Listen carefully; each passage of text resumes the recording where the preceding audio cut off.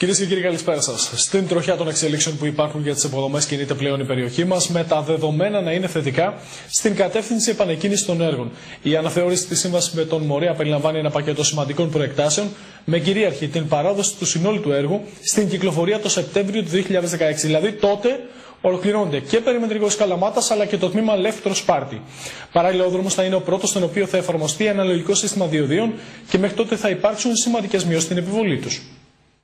Η αναθεώρηση της σύμβασης παραχώρησης με τον Μορέα, που πέρασε μάλιστα από τη Βουλή με μεγάλη πλειοψηφία, σηματοδοτεί την αρχή του τέλους για το πολύ μεγάλο έργο του αυτοκινητοδρόμου Κόρινθος Τρίπολη Καλαμάτα, στο οποίο συμπεριλαμβάνεται ο περιμετρικός της Μεσσηνιακής Πρωτεύουσας και το τμήμα Λεύτρος Σπάρτη. Είναι μια συμφωνία ολοκλήρωσης με καταληκτική ημερομηνία παράδοσης. Είναι ο πρώτος αυτοκινητόδρομος που θα παραδοθεί πλήρως σε χρήση, ο Μορέας, το Αθήνα, Κόρινθος, Τρίπολη, Καλαμάτα, Σπάρτη, το Σεπτέμβριο του 2016. Να υπογραμμίσω ότι εκτός από τη γνωστή περιμετρική της Καλαμάτας, θα υπάρχει μέσα στο έργο που κατασκευάζουμε και ο κόμβος Καρέλια, Δήμαρχε, και ο κόμβος, η διαμόρφωση του κόμβου στα Λέικα, η πρόσβαση από τον κόμβο Καρέλια στην Αθηνών και ο κόμβος στα Λέικα, ολοκληρωμένος, ώστε να μπορέσουμε να αποδώσουμε ένα έργο που θα είναι πλήρως λειτουργικό και αποδοτικό και για την τοπική κοινωνία. Σήμερα στην Καλαμάτα βρέθηκε ο Γενικός Γραμματέας Υποδομών Γιώργος Δέδες, ο οποίος και αναφέρθηκε στο όλο πλαίσιο της διαπραγμάτευσης που υπήρξε της κυβέρνησης και του αρμοδίου Υπουργείου με κατασκευαστή και παραχωρησιούχο, σε μια συμφωνία που, όπως σημείωσε, έχει και αναπτυξιακά αλλά και οικονομικά ωφέλη. Με μια ευνοϊκή για το δημόσιο συμφωνία αποζημιώσεων για τον κατασκευαστή και τον παραχωρησιούχο. Στην έκθεση που υπάρχει στο Γενικό Λογιστήριο του Κράτους, ίσως δεν το γνωρίζετε, αποτυπώνεται αυτό το όφελος σε σχέση με προγενέστερες ασκήσεις ή σενάρια συμφωνιών σε ένα ποσό άνω των 106 εκατομμυρίων ευρώ. Το όφελος που προκύπτει από τη συμφωνία σε σχέση με προηγούμενες ασκήσεις ή διαπραγματεύσεις που είχαν γίνει. Στα αξιοσημείωτα ότι ο αυτοκινητόδρομος του Μορέα θα είναι ο πρώτος σε επίπεδο επικράτειας που θα αποκτήσει ένα λογικό σύστημα διοδίων. Υπάρχει ένα σημαντικό όφελος για τους πολίτες. Ο Μορέας θα είναι ο πρώτος αυτοκινητόδρομος της χώρας που θα αποκτήσει αναλογικό σύστημα διοδίων. Δηλαδή, σύστημα χρέωσης όπου ο χρήστης θα πληρώνει ανάλογα με τα χιλιόμετρα που διανύει. Με βάση συμφωνία, ο παραχωρησιούχος είναι υποχρεωμένος μέχρι το τέλος του 2016, αν δεν κάνω λάθος κύριε Καρνέση, να μας παραδώσει μια πλήρη μελέτη εφαρμογής του αναλογικού συστήματος χρέωσης σε όλο το μήκος του άξονα του αυτοκινητόδρομου. Σημαντικό πάντως, μέχρι να έρθει το αναλογικό σύστημα διοδίων, είναι το γεγονός ότι εξασφαλίστηκαν κλιμακωτές μειώσεις στις σημερινές τους τιμές. Οι μειώσεις θα αυξάνουν όσο αυξάνεται ο αριθμός των διελεύσεων από τον αυτοκινητόδρομο.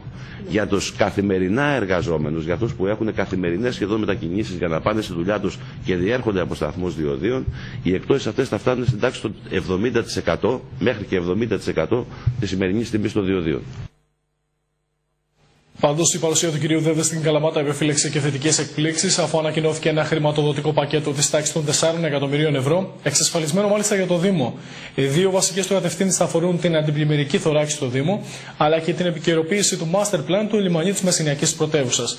Μάλιστα, υπάρχει και η προοπτική να ενταχθεί αυτό στα προτινόμενα μεγάλα έργα για το πακέτο Juncker. Με δύο σημαντικές αποφάσεις χρηματοδότησης που ξεπερνούν τα 4 εκατομμύρια ευρώ, ήρθε σήμερα στην Καλαμάτα ο Γενικός Γραμματέας Υποδομών Γιώργος Δέδες.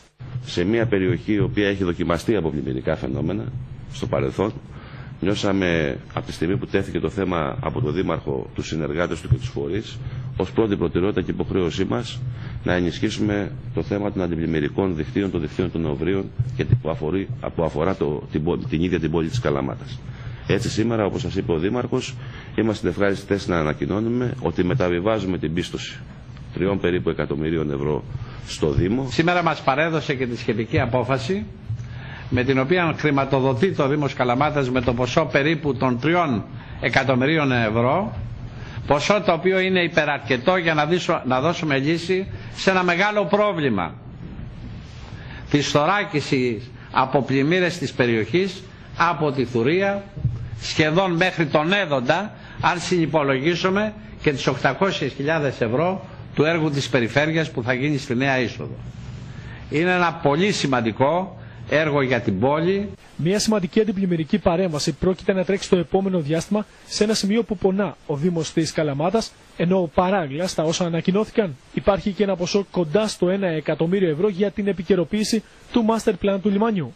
Η χρηματοδότηση του Δημοτικού Λιμενικού Ταμείου με το ποσό των 900.000 ευρώ από το πρόγραμμα των δημοσίων επενδύσεων θα μας δώσει τη δυνατότητα να κάνουμε επικαιροποίηση του master plan και επιπλέον κάποια έργα σύμφωνα με το master plan που θα αναβαθμίσουν το λιμάνι μας, και βεβαίως στους σχεδιασμούς της κυβέρνησης είναι ο πλήρης εξυγχρονισμός του λιμένου της Καλαμάτας, ώστε να υπηρετηθεί ο στόχος ο οποίος έχει τεθεί, δηλαδή το λιμάνι μας να είναι ένας χώρος ανάπτυξης για ολόκληρη την Νότια Πελοπόννησο. Ολοκληρώνουμε σε συνεργασία με το Δήμο και το Δημοτικό Λιμενικό Ταμείο, ολοκληρώνουμε τη δεύτερη φάση του master plan και μάλιστα δεν σας κρύβω ότι στη σκέψη της ένταξης σημαντικών λιμανιών της χώρας στο πακέτο Juncker είναι και το λιμάνι της Καλαμάτας, καθώς έχει μια ιδιαίτερη σημασία που αφορά και τον τουρισμό και τις μεταφορές